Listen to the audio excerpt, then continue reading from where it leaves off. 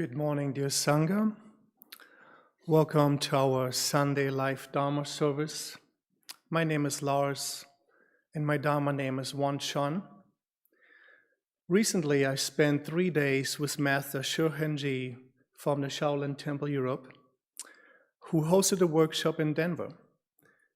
Now, the Shaolin Temple, besides being known for martial arts, especially Kung Fu, is also deeply rooted in Chen or Zen Buddhism. And similarly to Won Buddhism, one of its core teachings is the teaching of letting go. Only when we have learned of letting go absolutely can we be in a state of voidness. Once we enter this state, this voidness, anything we do becomes meditation. Everything becomes effortless. And if we do listen closely, we can hear the melody of the universe, enabling us to dance to it in total harmony and in concert. In this state, everything is possible. Now, let us begin our practice this morning by reading the Truth of Ilwan Sang on page 12.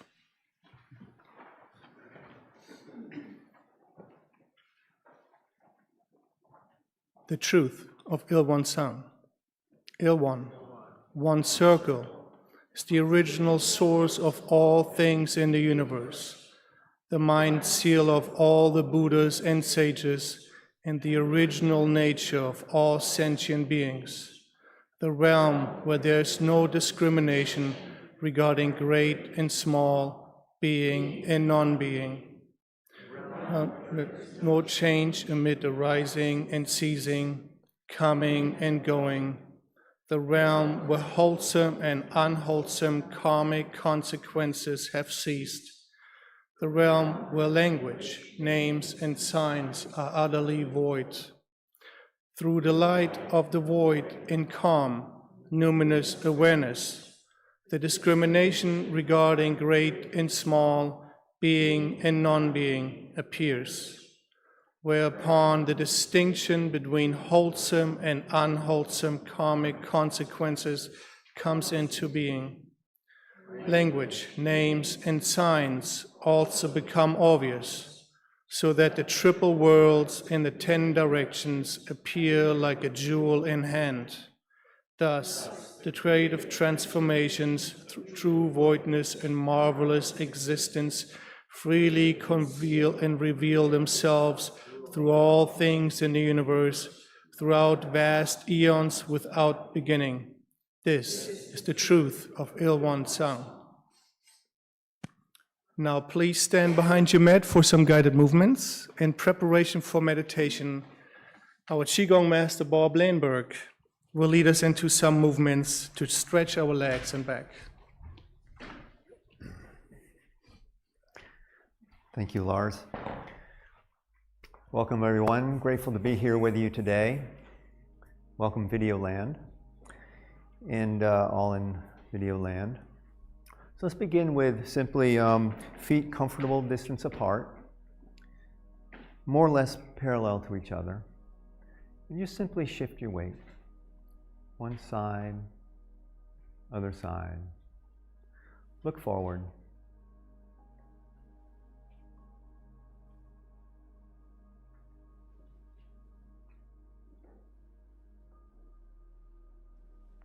And then gradually bring that side-to-side movement to the center, so you're even on both feet. And we'll just take a moment to engage in ancient practice of standing and doing nothing. Breathing in and out the nose.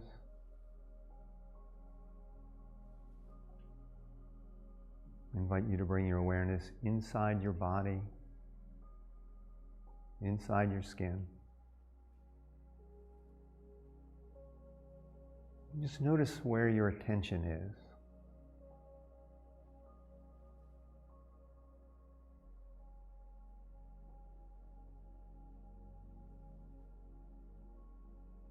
continuing to arrive to this moment.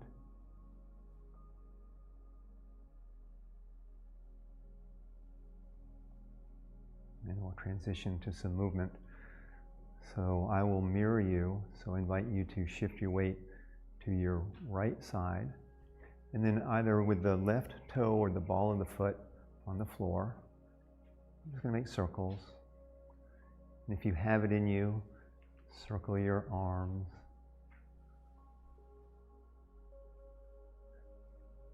Can you do this and look forward, change directions? So feeling what's happening in the body with a sense of feeling rather than looking with your physical eyes. And shift weight to the right side, left side, excuse me. Circling the arms as though they're pendulums, rolling from the shoulders, long fingers, stroking the air, change direction. Very simple.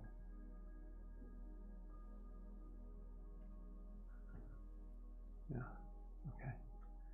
Let that go. Maybe there's a little bounce in there. Settle yourself a little bit. And now let's bring the, in the hips, just bring the left hip back and turn to the left. Bring the right hip back, turn to the right.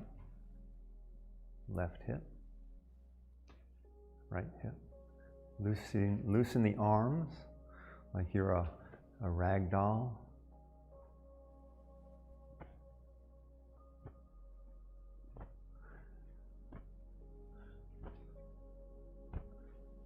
At your pace, loose arms, heavy tailbone, light head, weight even on both feet. You're just folding one hip, opening the other. That's all you're doing. Arms are relaxed. You can let your spine go, rotating, looking gently behind you. Arms relaxed, nothing there. And gently let this go. Allow the arms to settle to the sides.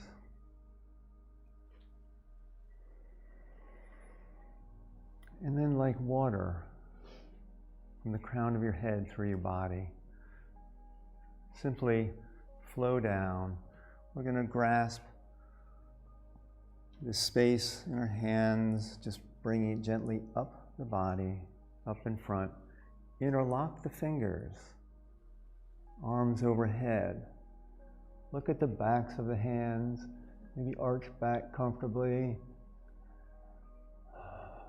Look forward. Rise in the balls of the feet. Heels down. And let your ribs down, the front and the back of the ribs and the lungs, and then your shoulders, and then your elbows, your wrists.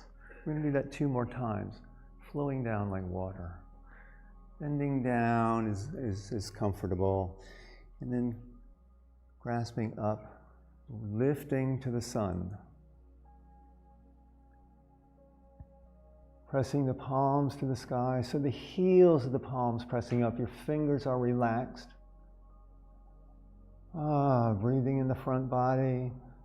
When you're ready, look forward. Rise.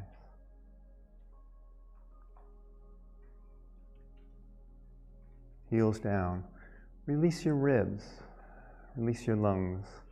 Shoulder blades. Elbows. One more time. Flowing down like water. Just water. Water. Water down through the legs and the feet. Keep the water in your feet as you rise.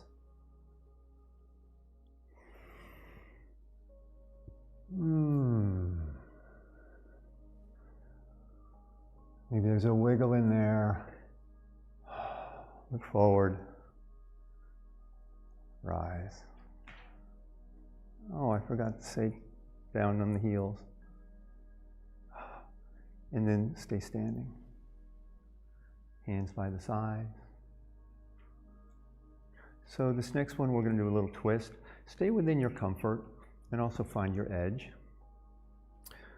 Palms to the earth. Let's lift the left palm. And rotate towards the left. And then maybe come back to center. To the left again, a little bit more. In the center. We'll do that one more time. Rotate to the left. And here we're just going to find here, breathing.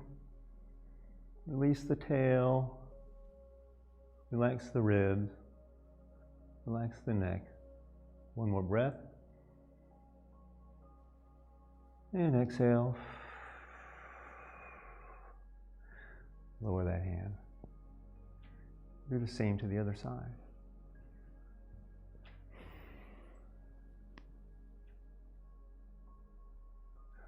First, we'll just go a little bit, kind of ease into it, and come to center. And then we'll turn again to the left, a little bit, right, a little bit more.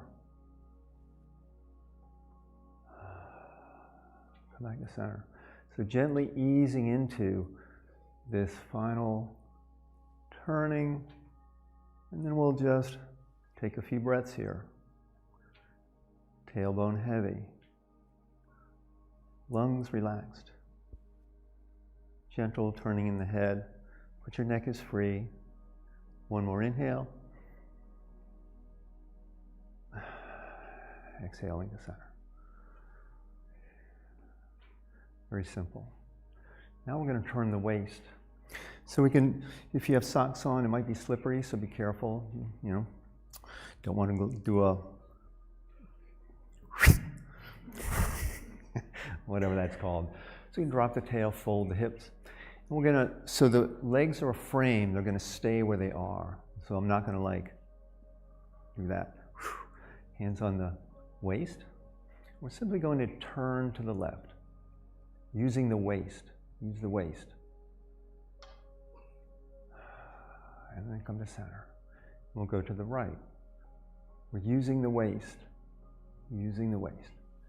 And the legs aren't moving. We'll do this one more time each side. Come to center and to the left. And center and to the right. Center. Okay. Now we're going to add a little bit to it, so you can have your hands on your upper thighs, your lower thighs.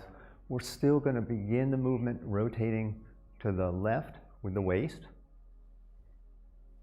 We're going to bend down and then sway the body to the left, or right, excuse me.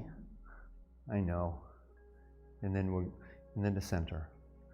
So here we're going to turn to the right. Same thing. And you can use the opposite hand to increase that turn a little bit more. Or maybe you're using it to support your waist, your weight.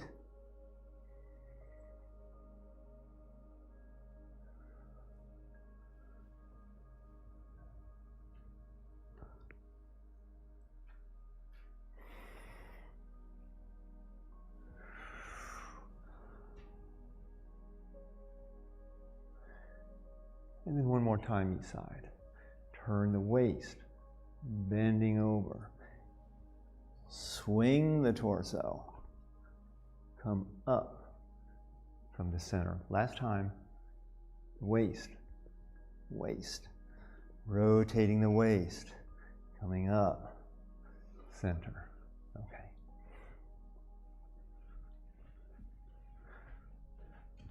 And we'll finish with sweep the kidneys. Let's see. We'll do this 3 times. Arms rise to the sides. Bring sky down through the crown to the torso. When your hands are at your solar plexus, turn the palms up. Bring them to the back of the body. Sweep down from the kidneys down your back body, sides of the legs, around the feet, and then sweep firmly up the insides of the thighs till you're coming straight up. That's one.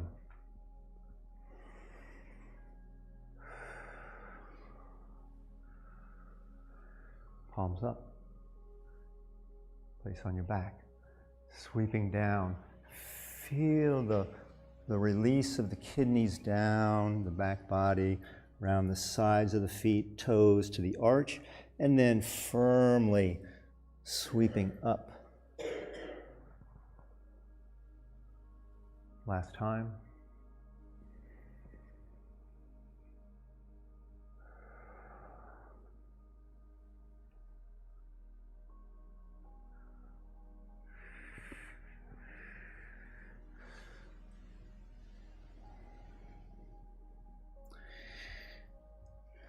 Sweeping up the insides.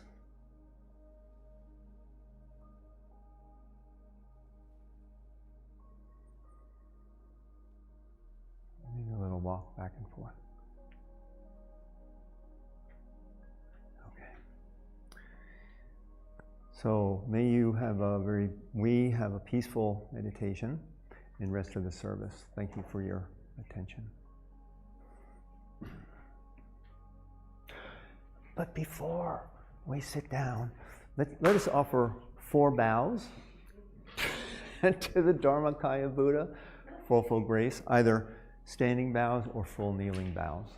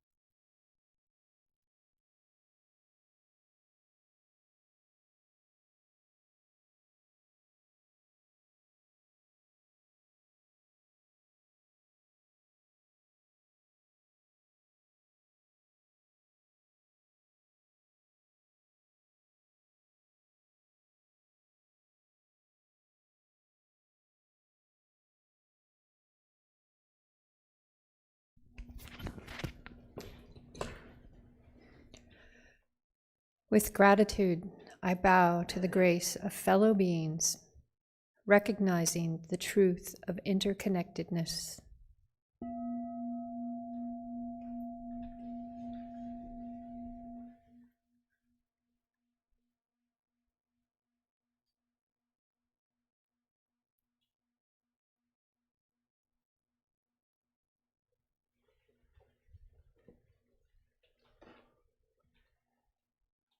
With gratitude, I bow to the grace of laws, which guides us to live in harmony and create mutual well-being.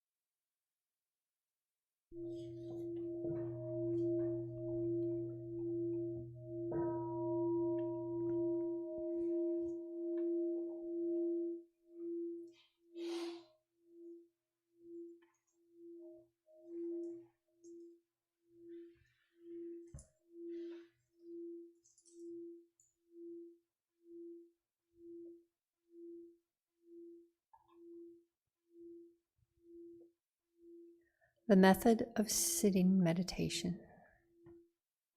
Meditation is simple and easy. Please take time to find your most comfortable position on the floor or in a chair. Wiggle to release any tension and focus on the energy in your lower abdomen. This is your danjan, the power center for your breathing. When we settle our mind and energy in our danjan, our energy flows and protects our one focused mind.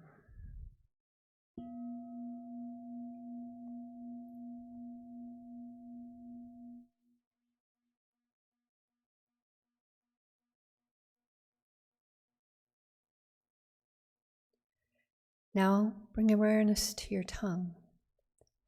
Place the tip of your tongue on the roof of your mouth. When you do this, pure and clear saliva may gather under your tongue, a delightful sign of cool energy ascending. Smile at your calm and clear spirit.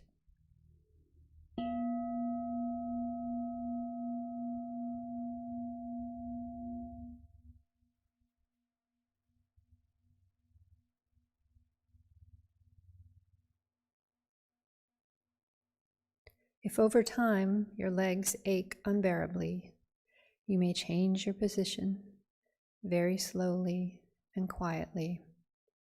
And this way you will maintain a calm stillness and honor the silent practice of those around you.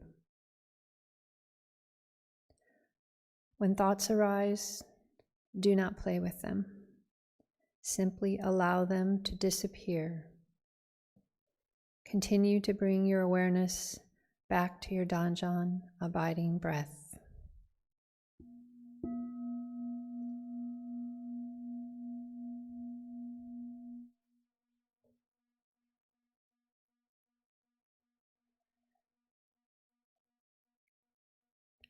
When your mind is calm, concentrated, perfectly focused, and at peace, you will rest in the realm of samadhi, deep meditation. We are grateful to sit here quietly together, finding the still point within. In meditation, may our ever calm, ever bright spirit be with us.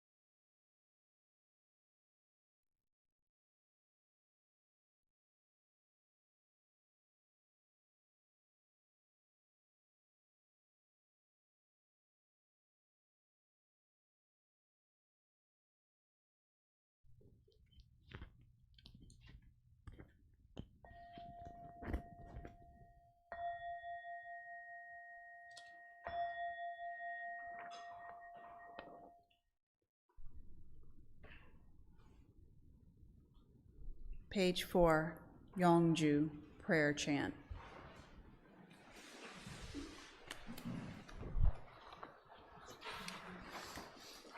Chonji Yonggi Ashimjong Mansayoe Ashimtong Chonjiyoa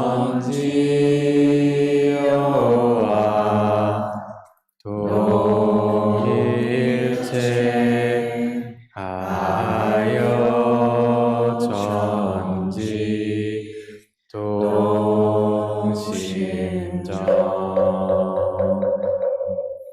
The spiritual energy of heaven and earth settles in my being.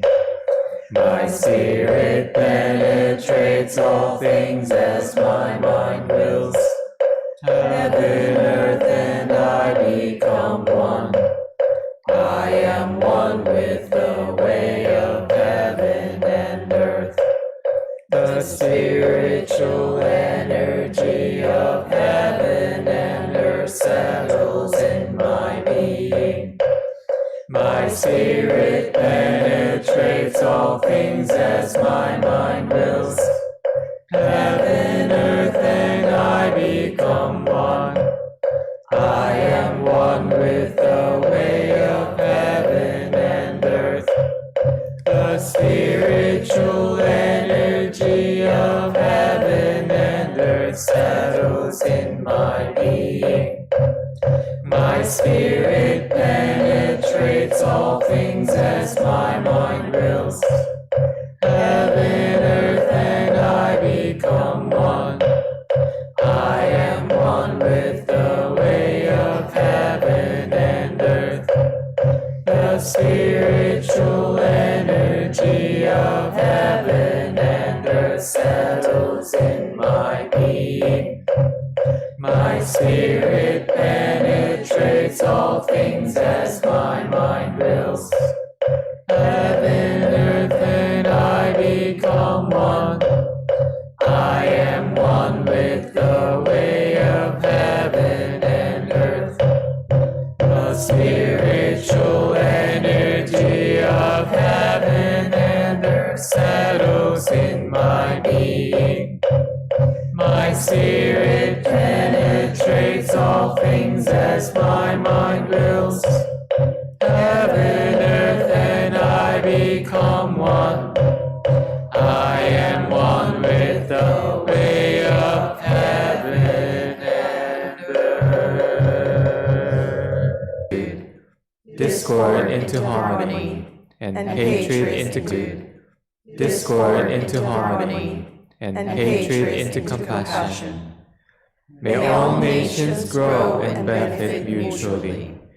May the strong help the weak, and may the weak learn and evolve according to Dharma. May all those who have died from world conflicts and disasters be delivered through all obstacles and be at rest.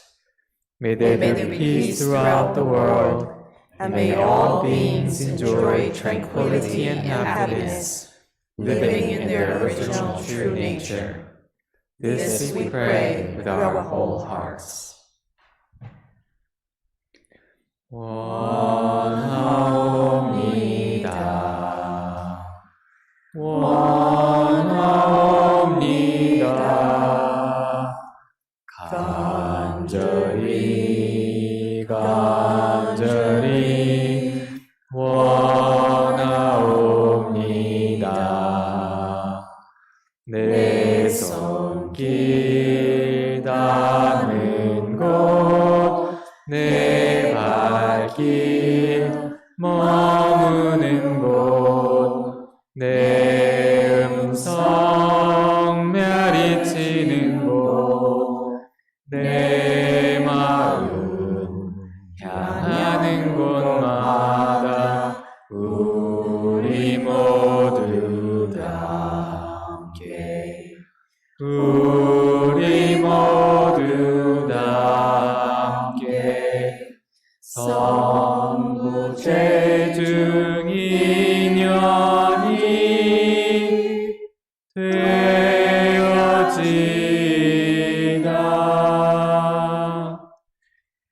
wish and pray, sincerely and truly, where my hands touch the world, where my feet walk on the earth, where my voice echoes through the hills, and in all realms where my heart and mind reach, that we all together, share a true affinity for attaining great enlightenment and for helping all living beings.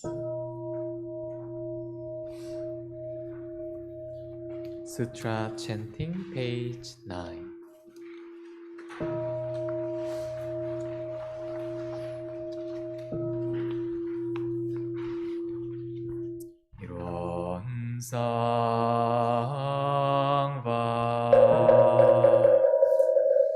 Ilwan is the realm of samadhi, beyond words and speech, the gateway of birth and death, transcending being and non-being, the origin of heaven and earth, parents, fellow beings, and laws, the true nature of all Buddhas, enlightened masters, unenlightened people, and sentient beings, who one manifests as both permanence and impermanence, viewed as permanence till one unfolds into an infinite world that is ever abiding, spontaneous, just as it is, viewed as impermanence till one unfolds into infinite worlds through the cycle of formation, duration, decay, and extinction of the universe, and the birth, aging, illness, and death of all beings, according to how we use our minds and bodies. In the four forms of birth we transform through the 6 realms of existence, progressing or regressing, with grace arising from harm or harm from grace. Therefore we unawakened beings vow to practice wholeheartedly, modeling ourselves after Ilwan,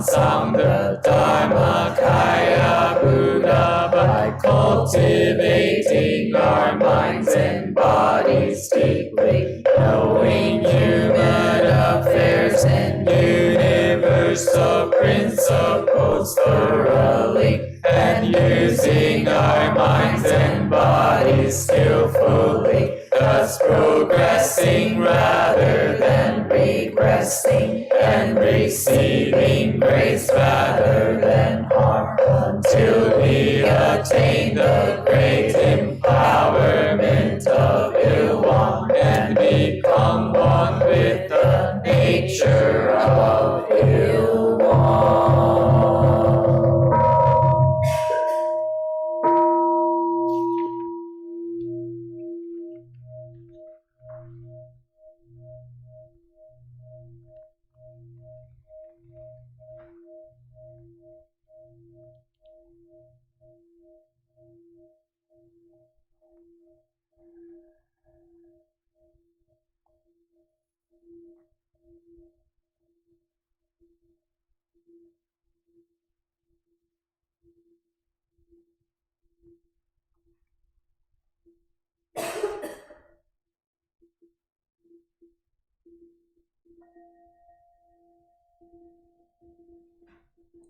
For our transition, we're going to do a little stretching, just since we've been sitting for a little bit.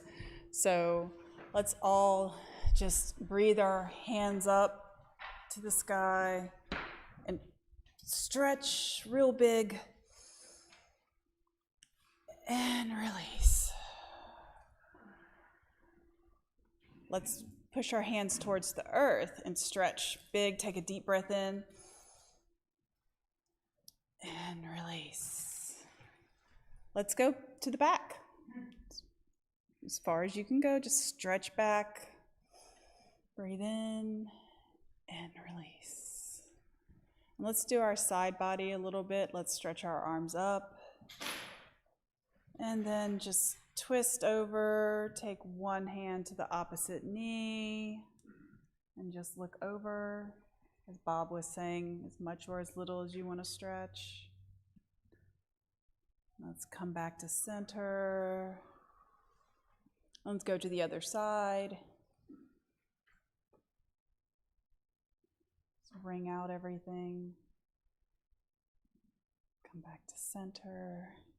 Let us stretch our legs out if you're not already there. And rub your hands together and then give your knees some love. Do the kneecaps and the underneath the knees. Just give them a nice massage. Do a lot of work for us. And just sort of let's just bounce our legs up and down. And let's use our brains a little bit. This is something I do for my physical therapy since I had foot surgery. Let's point your feet. Now flex your toes, not your feet. It's hard to do. Now flex your feet and point your toes. Let's try that one more time. Point your feet, flex your toes. Now flex your feet and point your toes. And let's just tap our legs together.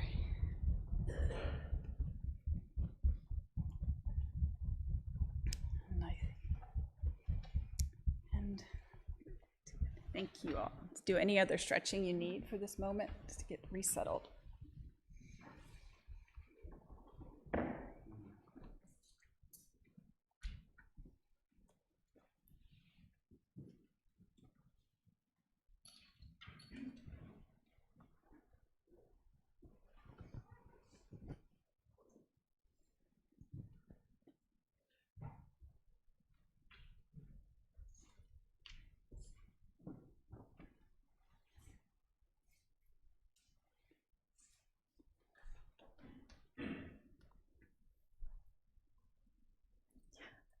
This morning, Reverend Sean is going to share his Dharma Talk. What did Sotaesan open? Let us warmly welcome Reverend Sean.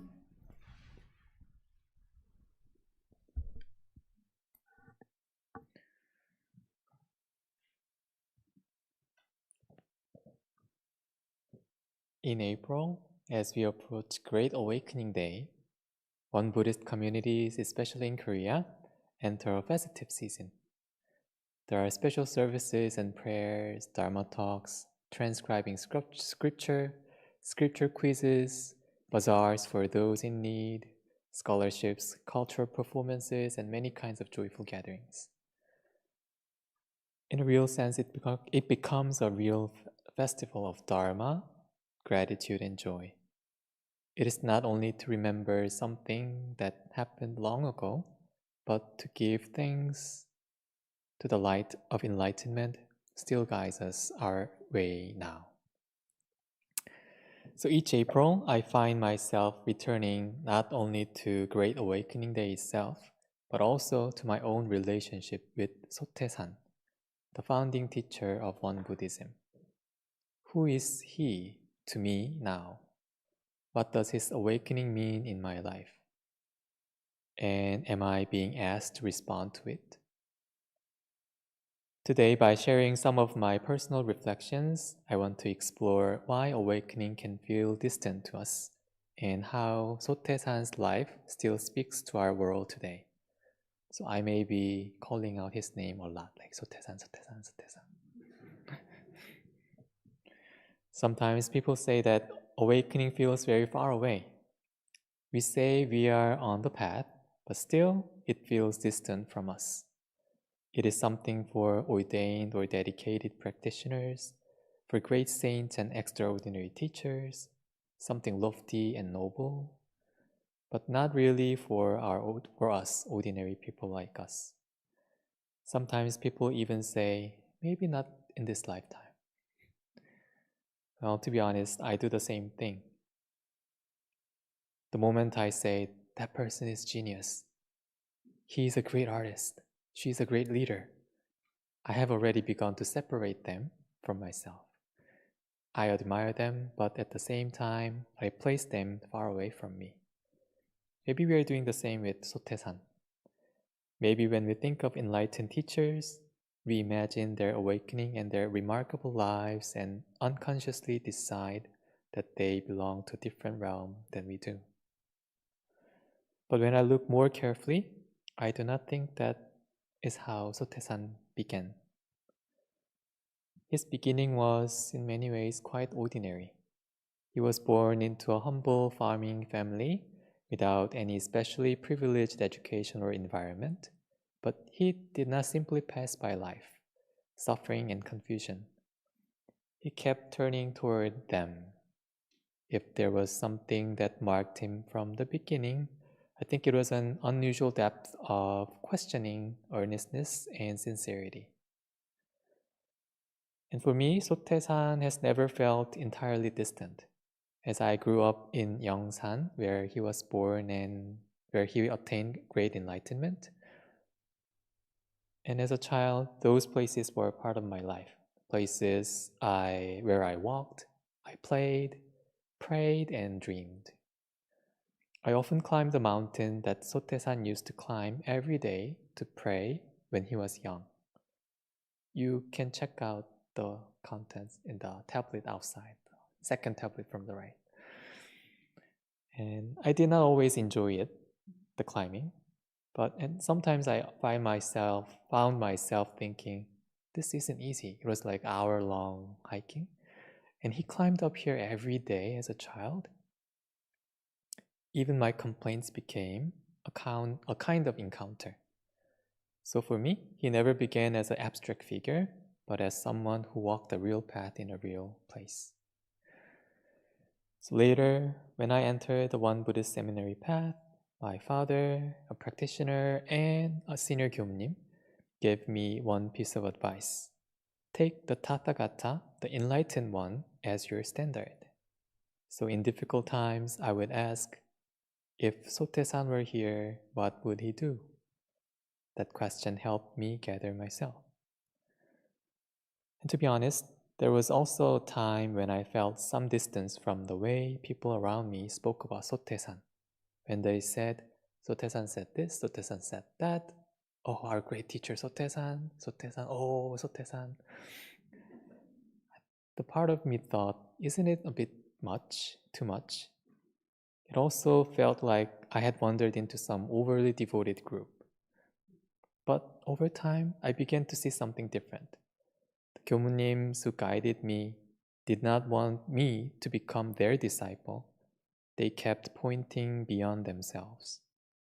They said that all of us together are disciples of Sotaesan. And slowly I realized that this was not about building devotion to the person in front of me. It was about being led together toward the same source.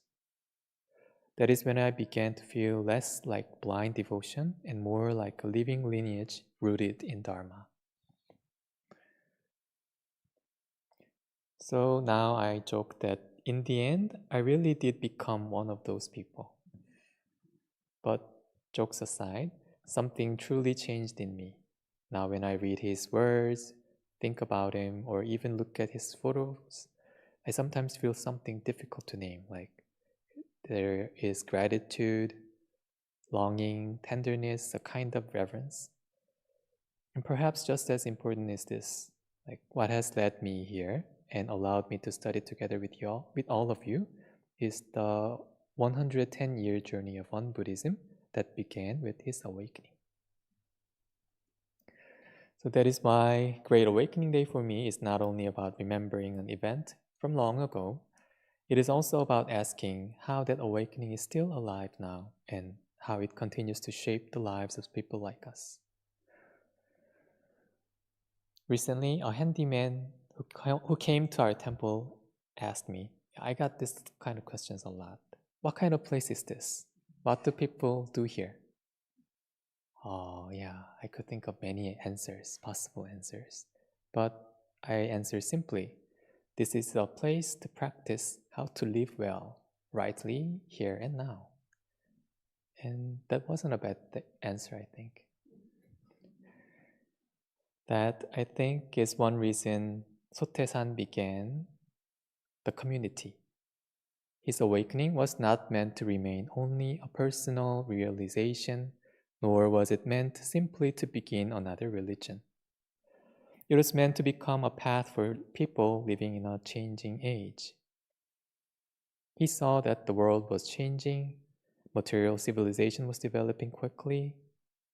People had more tools, more knowledge, more convenience, and more power, but outward progress did not always bring inward clarity. And when I look at the world now, that feels especially true this week. In some ways, this advancement brought more restlessness and more imbalance and more confusion. That is why he gave the well-known motto, with this great opening of matter, let there be great opening of spirit. Sotaesan was not rejecting the modern world. He was not telling people to run away from society. He was asking something deeper. Can the human heart grow along with the human power? Can wisdom deepen along with progress? Can we learn how to use what we have in the right way? It was not a message of fear. It was a message of balance, responsibility, and maturity. And I think that message still speaks clearly to us now. In a world like this, spiritual practice can seem optional, private, or unrealistic. But he points us in a different direction.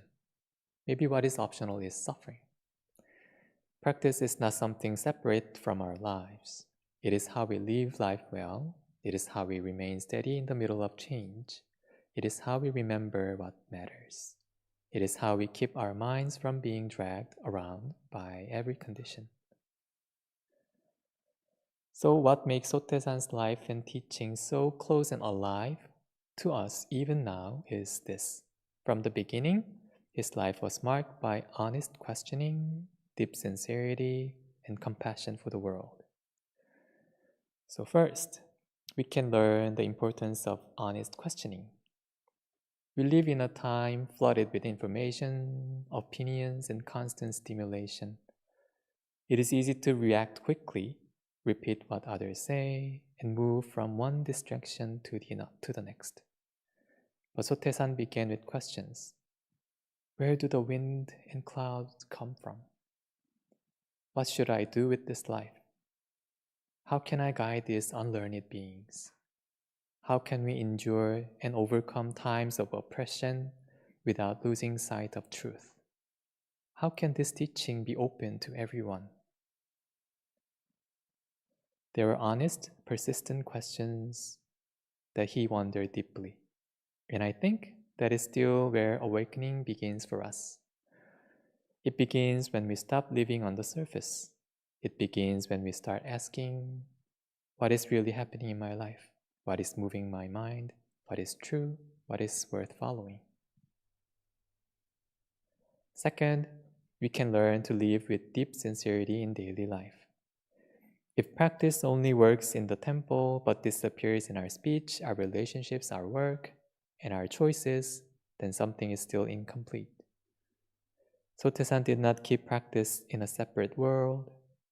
He brought it into the ordinary life, into work, into community, into the way people spoke, lived, organized, and cared for one another. So the question is not only, do I meditate, do I pray or study? The question is also, how do I speak? How do I respond? How do I treat the person in front of me? How do I carry my mind through an ordinary day? In a world that is fast, distracted, noisy, and deeply connected, and yet often inwardly lost, this kind of grounded sincerity matters even more. Third, we can learn compassion for the world, an awakening that is shared and lived for the benefit of others. Sotaesan did not keep his realization to himself. He wanted it to take root in human life. He wanted it to become a living way for real people. He wanted the teaching to be open, practiced, and shared.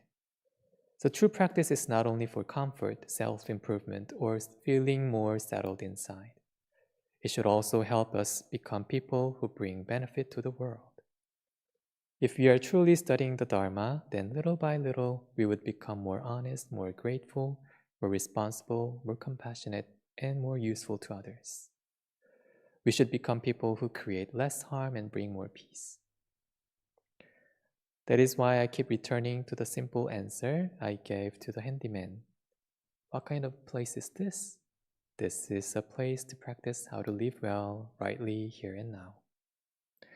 Not perfectly, but sincerely. Not apart from the world, but within it. Not only for ourselves, but together. Great Awakening Day, Great Awakening Month, then, is not only about honoring an awakening that happened long ago. It asks something of us now. Will we also seek truth, bring practice into daily life, and live in a way that benefits the world? If this spirit is lost, then even what we preserve outwardly may become only a shell. But wherever this spirit is alive and practiced, whether inside these walls or beyond them, there too, Sotaesan's path is still alive. So perhaps the question is not only what Sotaesan opened long ago, but what may still be opening in us now. Thank you.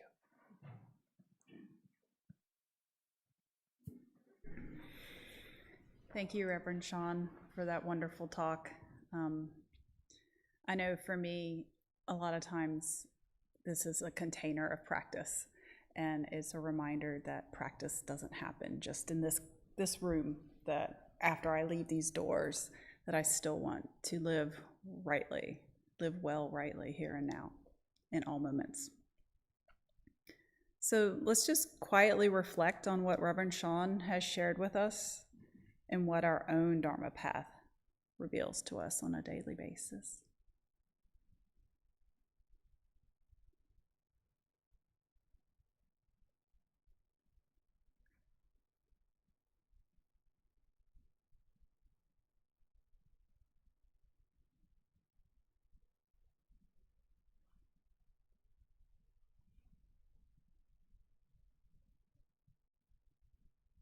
Friends at home, you are invited to write your reflections in a journal or share them in our live chat. We love to hear your thoughts on Reverend Sean's topic. And friends here in the Dharma Hall, you're welcome to pair up in 2 or 3 groups and small groups and share your thoughts with each other.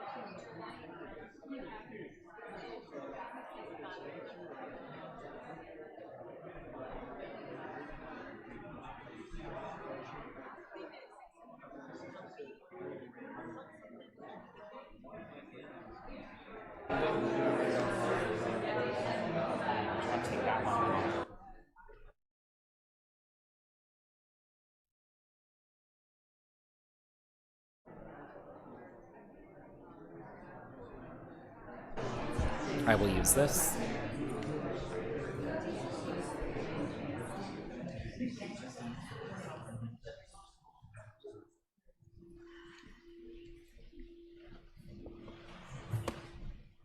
All right. Well, thank you for practicing with us this morning. My name is Eric. I appreciated today just the opportunity to just kind of slow things down, especially after this week, and take a moment and just be with you all here in the present, I think is what I'm going to take away from today. Of course, we have a few announcements. For our Thursday Dharma study group, this coming Thursday, we'll have a debriefing celebration for Chapter 7 at 10 a.m. and at a 7 p.m. Meeting via Zoom. Come with a snack and enjoy some tea and conversation in the morning. All right. And then we are going to start a new book on April 23rd, Many Voices, Many Insights, American Perspectives on Won Buddhism. The book is available in the temple gift shop. And if you live far away, no worries, and you'd like us to mail you a copy, just let us know. We'd be happy to do that. We also have the annual spring open house coming up. So save the date. It will be on the last Saturday of April, April 25. Please feel free to take our colorful flyer and share it with your friends and neighbors.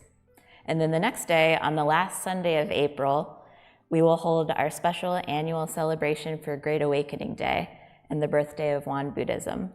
So we hope you'll mark your calendar and join us.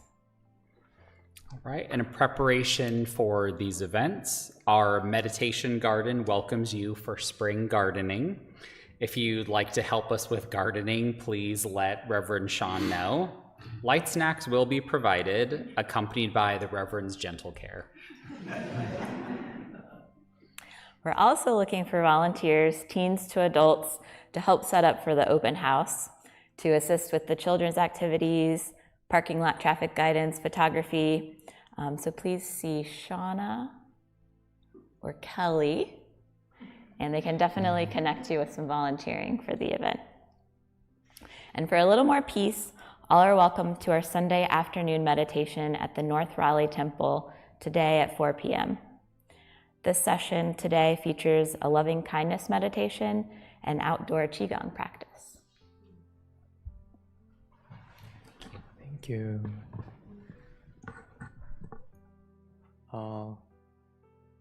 Being at the temple by myself, like holding down the fort, was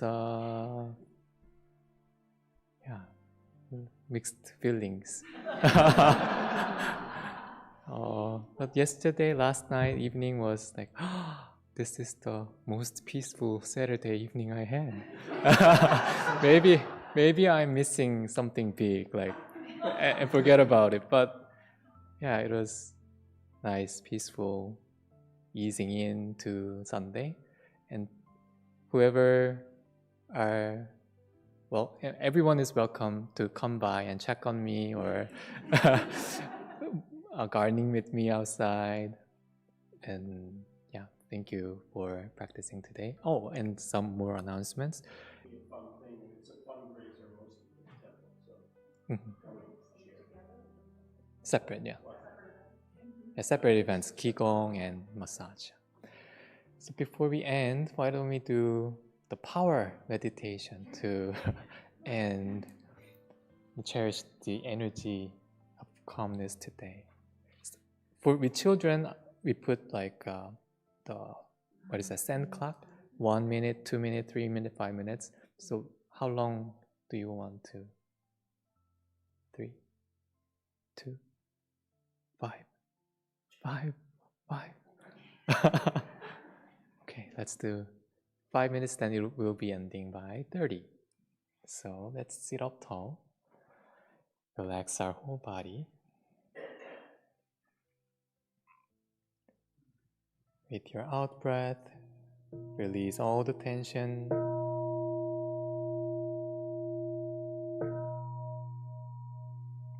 Let's welcome gentle Buddha smile on our face.